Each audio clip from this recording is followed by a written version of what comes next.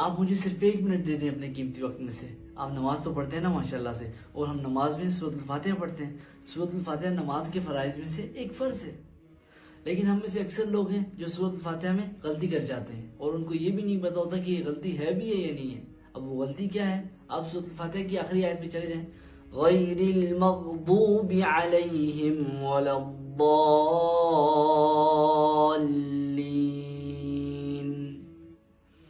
وہ کیا کرتے ہیں؟ غیر المغضوب کی جگہ غیر المغضوب, ولا الضالین کی جگہ ولا الضالین, ضاد کی جگہ وا پڑھتے ہیں. تو جب آپ ضاد کی جگہ وا پڑھیں گے تو معنی بدل جائے گا. تو معنی بدل گیا یعنی لحن جلی ہو گیا. اس سے پہلے آپ کو نہیں پتا تھا, ابھی آپ کو پتہ چل گیا. پتہ ہونے کے باوجود بھی اگر آپ یہ غلطی کرتے رہیں گے تو آپ کی نماز باطل ہے, کیونکہ سورۃ الفاتحہ نماز کے فرائض میں سے ایک فرض ہے.